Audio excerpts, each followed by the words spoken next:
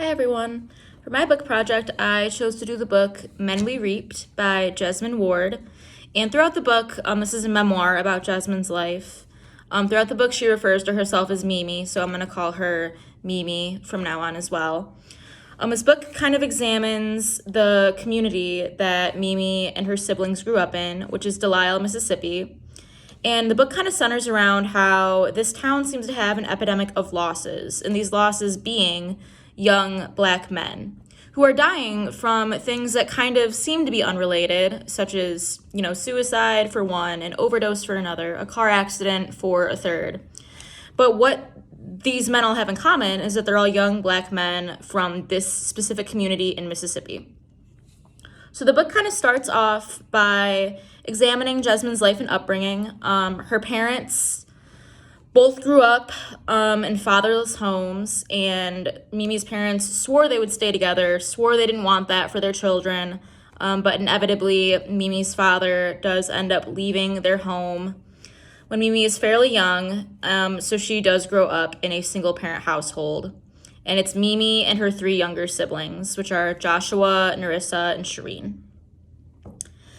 And the main kind of focal point of this book, like I explained, is from the year 2000 to 2004. Mimi lost 5 black men in her community that she was close to. So the first death is the death of her younger brother, Joshua. And this was very, very challenging for me to read. Her writing style is incredible. And although his death came first sequentially, she wrote about his death last in the book. Joshua is killed by a drunk driver. He's driving home from work. And a drunk driver, which is a wealthy white man, hits Joshua's car, and Joshua ends up dying from impact.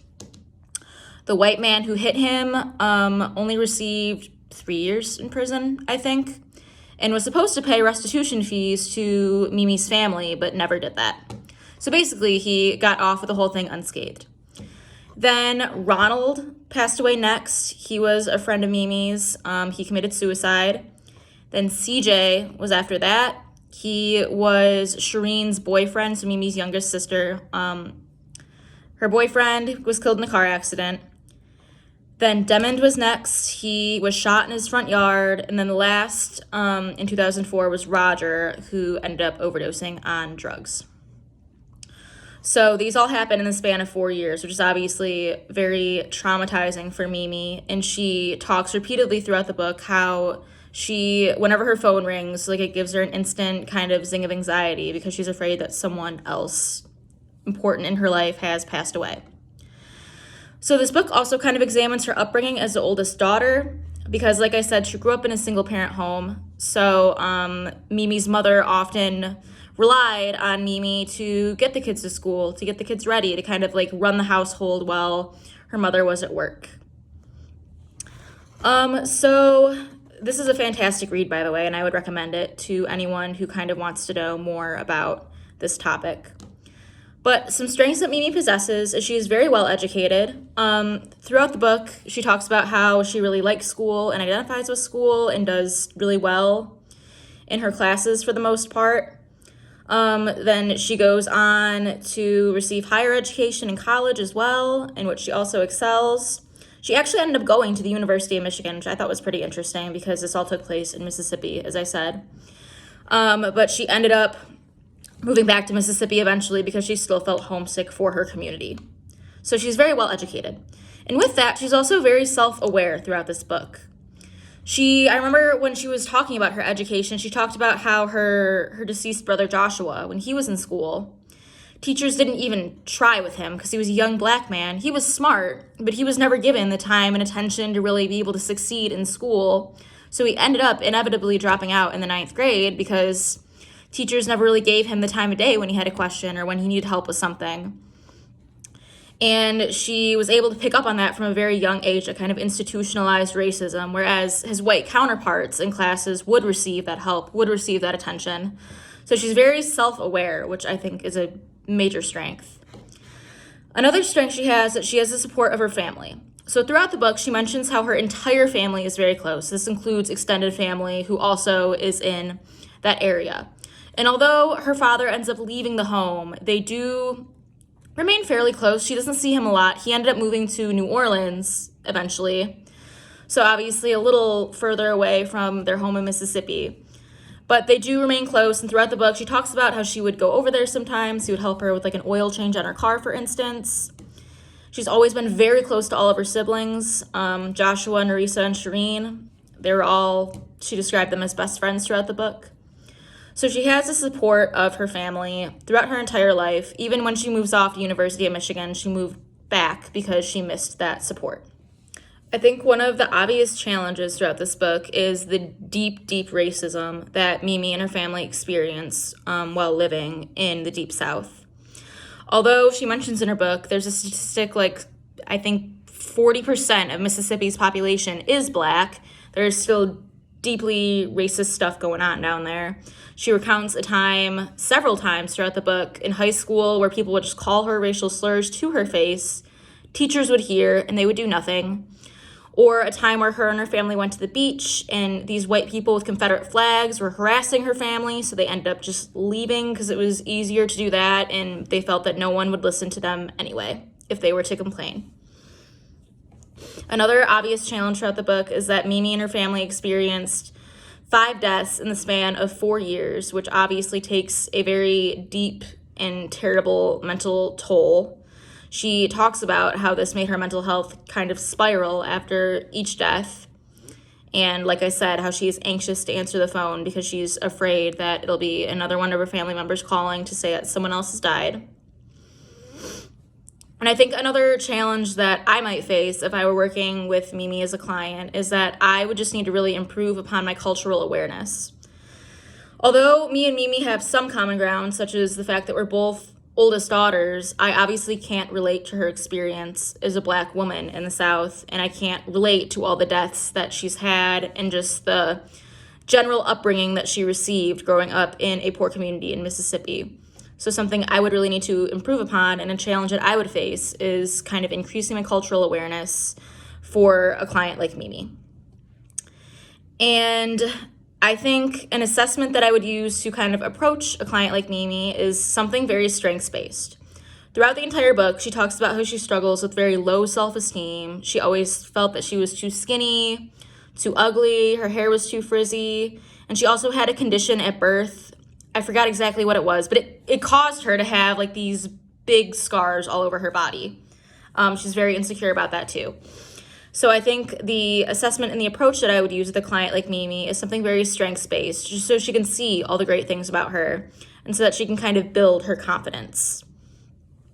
And social problems that are throughout this book are poverty, racism, and the death of young Black men, which Mimi describes as an epidemic throughout this book. And in order to address these social problems at the micro level, I think it would be important to provide therapy for Mimi and her whole family, so not just her. I think this therapy would need to be very trauma-focused and, like I said, strengths-based. But tying into that, at a meso level, I do understand that in this community, therapeutic services are A, probably not really talked about, and B, not very widely affordable or accessible in terms of financial reasons and in terms of getting the transportation to actually get to therapy. So at the meso level, I think what I would like to do to advocate for the alleviation of these social problems is to make these services accessible in communities such as Delisle, Mississippi.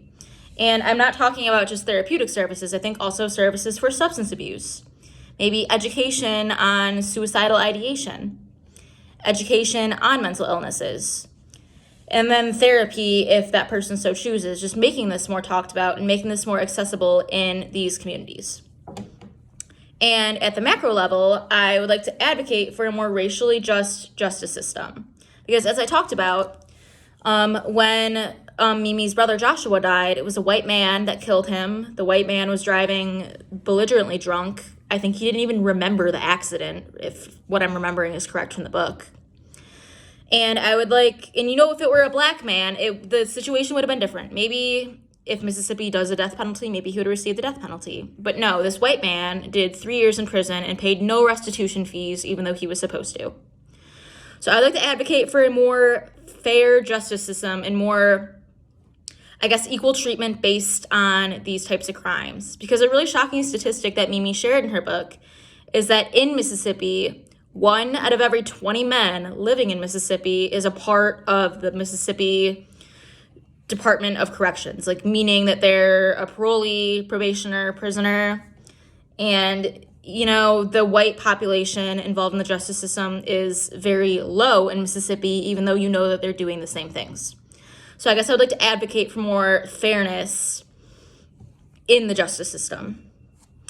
And then how my advanced generalist education would kind of help me with all this is this education has kind of allowed me to look beyond the surface. So at surface level, you could say, oh, like Mimi's father is terrible because he left the family. But no, there's like a history of racism, a history of kind of viewing relationships in this way.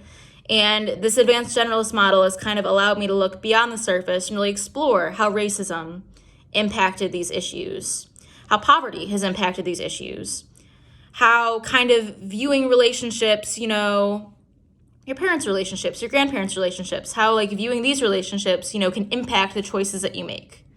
So I'm able to kind of look past the surface and take that into account as well. And as an advanced generalist practitioner, what makes me well suited to address these social problems at the advanced generalist level is in my internship right now, I do work with parolees and probationers, obviously that were recently released from prison or jail, and the majority of my clients are young Black men.